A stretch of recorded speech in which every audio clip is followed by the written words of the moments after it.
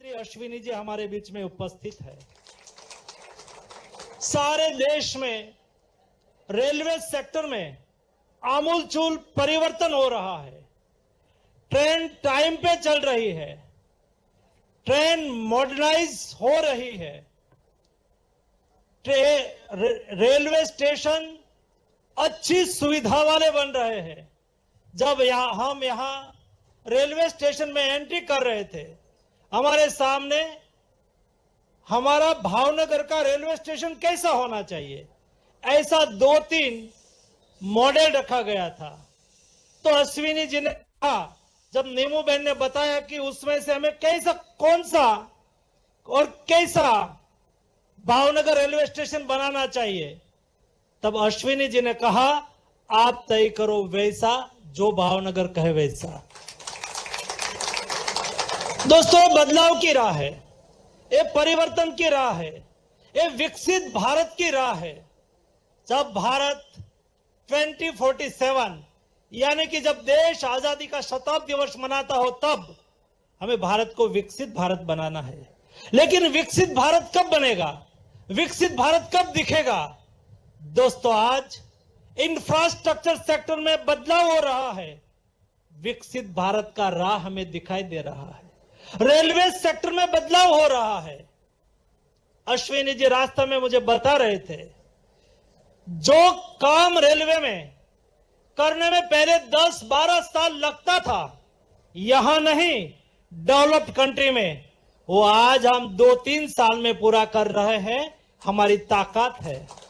दुनिया जब America developed country के राह पर थे, पर डे 10 से 15 किलोमीटर नेशनल हाईवे बनाते थे, लेकिन आज मोदी जी का नेतृत्व वाला बदल रहा भारत एक दिन में 35 किलोमीटर नेशनल हाईवे बना रहा है। ये बदलाव की राह है, ये विकसित भारत का रास्ता है, और ये विकसित भारत का रास्ता दुनिया की बराबरी की ओर हमें ले जा रहा है। ऐसी स्थिति में हमारे देश की संस्कृति, हमारे देश की परंपरा, हमारे देश की जीवन शैली, हमारे बीच में संतों यहां उपस्थित है। ये सौराष्ट्र की भूमि संतों महंतों की तपश्चर्या की भूमि है, और अयोध्या जाना, रामलला का दर्शन करना हमारे लिए सद्भाग्य माना जाता है। अश्विनी जी, मैं आप भावनगर की जनता की ओर से आपको अभिनंदन करता हूं, क्योंकि आपने मेरे क्षेत्र की जनता को रामलला के दर्शन के लिए कनेक्ट करने की रेलवे के द्वारा व्यवस्था उपलब्ध कराई है। यही हमारी संस्कृति है, यही हमारा संस्कार है। गंगा जी का शरणामत लेना हमारे लिए सद्भाग्य होता है। अयोध्या राम मंदिर और रामलला का दर्शन करना हमारे लिए पुण्य का काम होता है और आस्था का केंद्र होता है। और ये कनेक्टिविटी को सुनिश्चित करना, ये मोदी सरकार की प्राथमिकता रहती है। ये प्राथमिकता के राह पर चलते हुए आपने हमें जो सहयोग किया है, इसलिए आपके प्रति हम आभार की भावना व्यक्त करते हैं।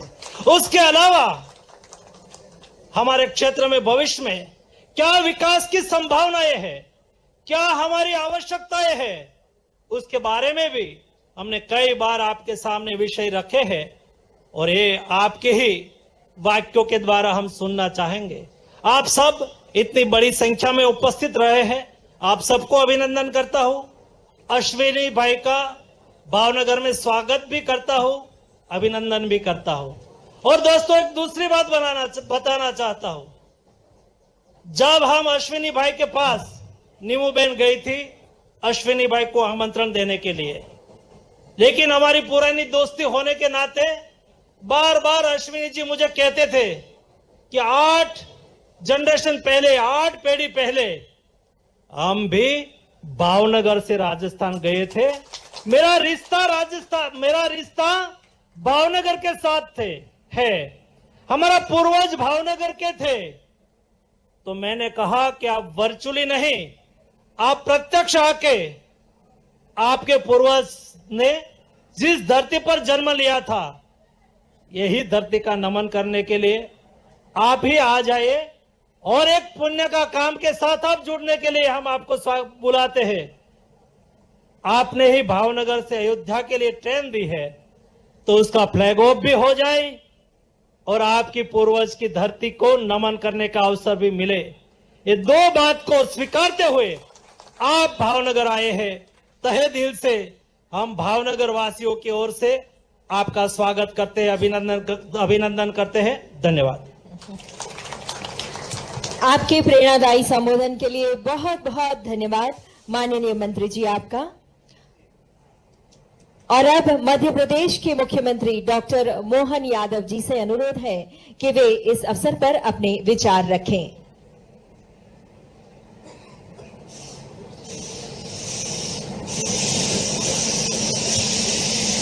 से ही सही है, एक प्रकार से एक के बाद एक सौगातें मिल रही है पूरे देश को।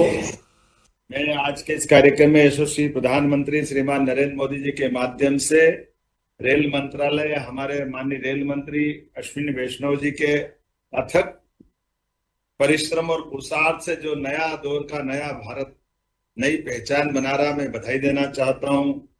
इसी कार्यक्रम में हमारे एक और मंत्री माननीय मनसुख मांडविया जी, जो श्रम, युवा और रोजगार मंत्री भी हैं, आपका भी अभिनंदन करता हूं। आपकी भी काम के मामले में एक अलग ही पहचान है। माननीय मुख्यमंत्री गुजरात श्रीमान भूपेंद्र भाई पटेल, जिनके नेतृत्व में गुजरात एक नई अपनी पहचान गढ़ने में लगा है। यशस्वी मुख्यमंत्री और एक और मेरे मित्र छत्तीसगढ़ के विष्णुदेव साय जी, इस कार्यक्रम में मध्य प्रदेश से जुड़े हुए माननीय मंत्री राकेश सिंह जी, माननीय सांसद आशीष दुबे जी, माननीय सांसद सुमित्रा मालविकी जी, रीवा से डिप्टी सीएम राजेंद्र जी, माननीय सांसद जनार्दन मिश्रा जी। कहने के लिए तो अतिथि बहुत सारे हैं, मैं सभी को, हमारी एक माननीय मंत्री नीमू बहन भी इसमें जुड़ी हुई है, आपका भी अभिनंदन है। आज तो मैं बड़ा सुखद संयोग देख रहा हूं कि मैं भावनगर से अयोध्या की जो ट्रेन है, तो ये भावनगर ही तो अयोध्या है। अयोध्या और भावनगर में क्या अंतर है? और ये मैं मान के चलता हूं कि सारे के सारे भाव सद्भाव से ही हमारा प्रभाव दुनिया देख रही है। मेरी अपनी ओर से बधाई देना चाहता हूं इस माध्यम से भी। कितना सुंदर नाम है भावनगर, और भगवान की दया से अयोध्या के भगवान राम का संबंध जोड़ते हुए भगवान कृष्ण और राम का संबंध याद दिला रहा। द्वारका से भगवान कृष्ण और 17 लाख साल पहले प्रभु रामचंद्र जी ने राम और कृष्ण के माध्यम से ही देश भारत को पहचानती, दुनिया भारत को पहचानती है। आज के इस अवसर पर जब रेल की कनेक्टिविटी मिल रही है, रेल की कनेक्टिविटी के माध्यम से मध्य प्रदेश से 2 बड़ी रेल का संपर्क हमारा अलग अलग प्रकार से 2 राज्यों से जुड़ रहा है। एक तो हमारा ही जुड़वा भाई छत्तीसगढ़, जो जबलपुर इंटरसिटी ट्रेन के माध्यम से ये बड़ी सौगात माननीय अश्विनी जी ने, माननीय मोदी जी ने हमको दी है। इसकी सौगात के साथ हमारा गौरवशाली अतीश रानी दुर्गावती का रायपुर से पुणे जुड़ेगा। इसके आधार पर हमारी अपनी वो पुरानी विरासत जब मध्य प्रदेश एक था, उसका आनंद हम अक्सर से यदि का हमारा रीवा का हिस्सा जब महाराष्ट्र से जुड़ा है, पुणे महाराज शिवाजी के जमाने से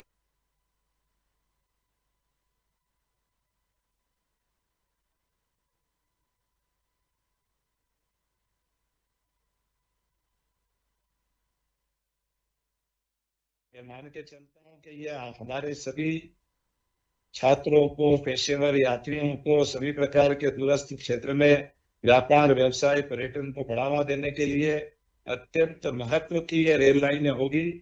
नई रेल सेवाओं के माध्यम से मध्य प्रदेश के वेल्हे और महाकुंभ, छत्तीसगढ़ की राजधानी और महाराष्ट्र प्रमुख नगर नागपुर और शैक्षणिक और औद्योगिक नगर पुणे से सीधी कनेक्टिविटी मिलेगी। रीवा अपने ऐतिहासिक महत्व के सर्वे की से भी जाना जाता है। व्हाइट टाइगर सफारी, चिड़ियाघर सहित सभी प्रकार के लिए और कई प्रसिद्ध शक्तिपीठ मां शारदा देवी मंदिर आने जाने के लिए, प्रभु रामचंद्र ने 11 चित्रकूट जो गुजारे, ऐसे सभी रास्तों में ये रेल अपना एक अलग आभा मंडल बिखेरेगी और हमारा संबंध बढ़ाएगी। उसी प्रकार से हमारे लिए जबलपुर से जो संबंध बनेगा, जबलपुर सभी प्रकार के पर्यटन के केंद्रों के साथ साथ संगमरमर की, भेड़ा घाट की जो परमात्मा की प्राकृतिक सुंदरता उनको दी है, वाकई बहुत अद्भुत है। और जबलपुर तो कई कई कारण से बहुत महत्व का ऐतिहासिक नगर है। मैं आज के इस अवसर पर रेल मंत्री जी को, ये 170 साल का रेल का इतिहास है, लेकिन ये 11 साल का इतिहास सब पे भारी है। जिस प्रकार के सभी क्षेत्रों में, रेल के क्षेत्र में क्या नहीं हो रहा है। रेल ने हमारे प्रदेश में 100% विद्युतीकरण तो किया है, लेकिन मेट्रो की ट्रेन, वंदे मेट्रो की ट्रेन, वंदे भारत की ट्रेन, रोज कनेक्टिविटी, और कई कई इतनी बड़ी जैसे इंदौर, नंदनवार 18,500 की पूरे क्षेत्र में रोज नई रेल लाइन बिछाना हो, आगे की तैयारी क्षेत्रों में जो हम अपना प्रस्ताव देते हैं, हम घर वापस नहीं आते, पहले मंजूरी के पत्र हमारे पास आ जाते हैं। तो मैं अपनी ओर से ये रेल का वर्तमान का ये जो प्रयास चल रहा है, ये समय चल रहा है, मैं आपको सबको बधाई देना चाहता हूँ। इससे इंफ्रास्ट्रक्चर का विस्तार हो रहा है, आधुनिकीकरण का विस्तार हो रहा है, और यात्री सेवाओं पे जो पर्याप्त ध्यान दिया जा रहा है। अकेला बजट देखो तो कहाँ कोई सोच सकता था कि 2025-26 में 2,63,000 करोड़ का बजट का प्रावधान, ये केवल एकमात्र एक 56 इंच के सीने वाले यशस्वी प्रधानमंत्री श्रीमान नरेंद्र मोदी जी के ही संकल्प शक्ति से पूरा हो सकता है। और एक एक मंत्री जिनको जो काम दिया है, वो माननीय अश्विनी वैष्णव जी हो या मनसुख मांडविया जी, सभी को उस प्रकार से पूरा काम करने का, अपने अपने क्षेत्र में रिकॉर्ड बनाने का जो मौका दिया है। मैं एक बार फिर इस आयोजन के लिए सही माननीय मंत्री सांसद और हमारे दोनों प्रमुख नगर जबलपुर और रीवा से जोड़ते हुए जो ट्रेन की सुविधा सौगात दी है, रास्ते के मार्ग के सभी अलग स्टेशन के जो हमारे यात्रीगण लाभ उठाएंगे, उदाहरण के लिए जब अपने से बने रीवा तो छत्तीसगढ़ के मैनपुर, गोंदिया से होते महाराष्ट्र के प्रमुख शहर नागपुर, भुसावल, मनमाड़ से होते रेलवे स्टेशन पर हम अपने पहुंचाएंगे। 20 कोचों से सजी ये गाड़ी सभी प्रकार की सौगात देगी। मैं एक बार फिर जबलपुर से रायपुर के बीच में भी जो इंटरसिटी मिली है, ये दोनों सौगातों के लिए बधाई देना चाहता हूँ। उम्मीद करूंगा कि सौगातों का सिलसिला ये शुरुआत भर है, ये लगातार इसी प्रकार से मिलती रहेगी। मैं पुनः अपनी ओर से सभी इस अवसर पर मौजूद बड़ी संख्या में सभी भाइयों बहनों, आमंत्रित अतिथिगणों और सभी सज्जनों को बधाई देना चाहता हूँ। बहुत बहुत धन्यवाद। जय श्री महाकाल। और शुभकामनाओं के लिए हृदय से धन्यवाद माननीय मुख्यमंत्री जी आपका। और अब छत्तीसगढ़ के मुख्यमंत्री श्री विष्णुदेव साय जी से सादर अनुरोध है।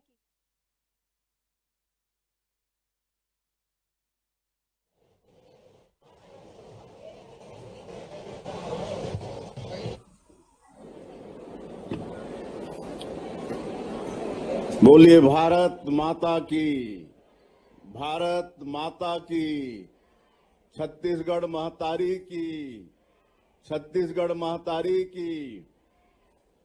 आज देश को